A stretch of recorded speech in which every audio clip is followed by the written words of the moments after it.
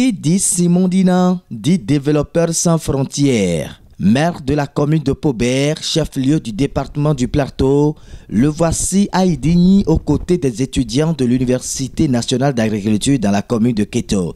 Avec la jeune dynamique et philanthrope Adjaï Titi Layot, députée à l'Assemblée nationale, et une délégation pas des moindres, ils ont tous témoigné l'attachement des cadres du Plateau à un département révélé à travers des initiatives captivantes comme celle qui célèbre la Journée internationale de la femme.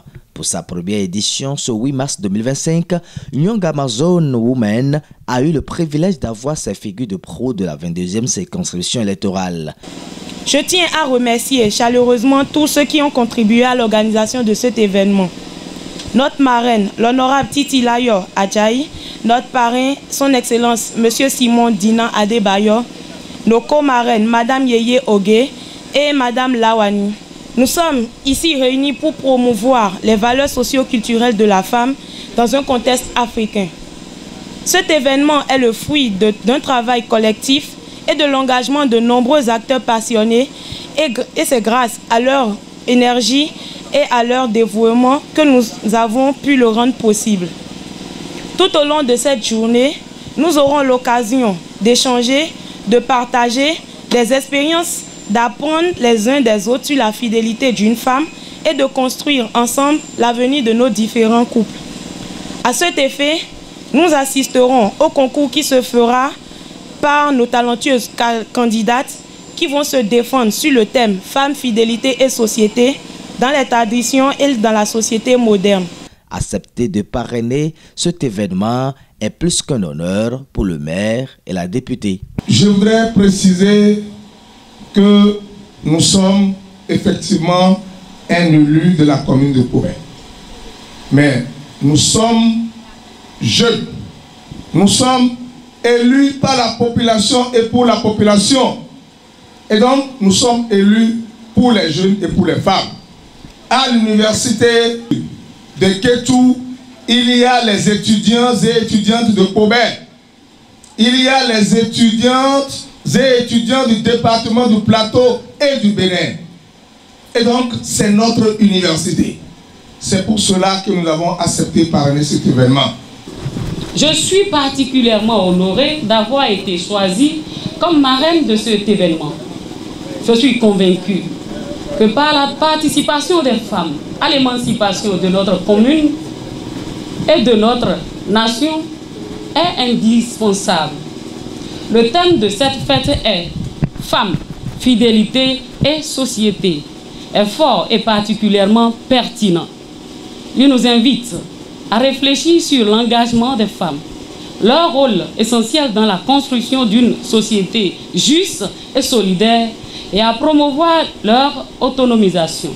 Et c'est autour de ce thème que des candidates ont défendu à tour de rôle leur speech. Tout a commencé par des démonstrations culturelles.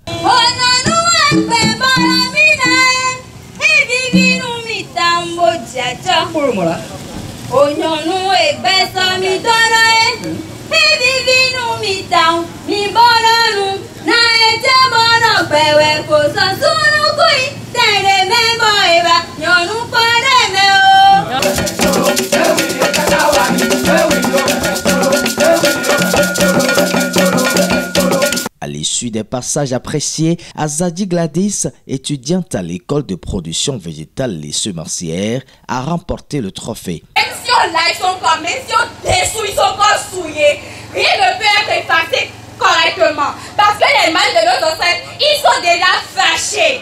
Ils ne vont pas tolérer ça. Alors même quand on procède à des rites, cela ne peut être effacé.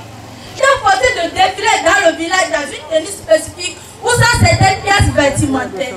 Selon notre communauté, elle sera exclue de la société. Elle peut être rejetée par la communauté, son époux, sa belle famille, et des fois par sa propre famille. Cette communauté, il faut appeler à des rituels purificateurs pour restaurer l'honneur de la famille et éloigner les esprits supposés attirés par l'infidélité. Pour commencer, j'aimerais dire que la compétition a été vraiment très stressante. tout s'est bien passé comme on le voulait. Il y a eu des moments où des doutes sont venus à nous. On ne savait pas si ce qu'on faisait était juste. On a eu à se décourager, on a eu à dire est-ce que ce que je dit va toucher le public? Est-ce que le message que je passer sera véhiculé comme cela se doit? Vraiment, ce n'a pas été facile. Je remercie toutes les candidates et je leur souhaite vraiment du courage. Et je leur dis que tout ce qu'elles ont fait, c'était vraiment très bon. Le chef du cabinet du maire de Kétou et quelques personnalités apprécient et promettent des soutiens à l'avenir. En tant que maire et représentant du maire de la commune de Kétou, donc, je réaffirme mon engagement au nom de Madame le maire à soutenir les initiatives qui valorisent l'éducation, l'autonomisation et le leadership féminin. Chères étudiantes, chères femmes de demain, je vous encourage à rester fidèles à vos ambitions, à vos rêves et à vos valeurs. Soyez des actrices du changement, des modèles d'intégrité et de persévérance. Car une société qui respecte et valorise ses femmes est une société qui avance. Par ailleurs, les parrains de cette édition prodiguent quelques conseils à la jeune féminine pour une vie de couple plus stable. Dans la culture Nago, il faut respecter son mari. Vous devez savoir que c'est l'homme qui est le chapeau dans le foyer. Il peut arriver que vous ayez de moyens plus que vos hommes. Vous devez les respecter. Je vous en prie, chères sœurs, ne soyez pas parmi ceux-là qui renvoient leur mari dehors. L'homme est toujours l'homme. Lorsque par moment vous constatez que votre mari est en train de faire un clin d'œil dehors, ça peut arriver. Mais c'est à vous de le ramener à vous. Au lieu de se rebeller contre lui et le renvoyer davantage dehors, il vaut mieux chercher les moyens pour le ramener à vous, pour lui montrer que c'est avec lui que vous êtes en train de construire votre foyer.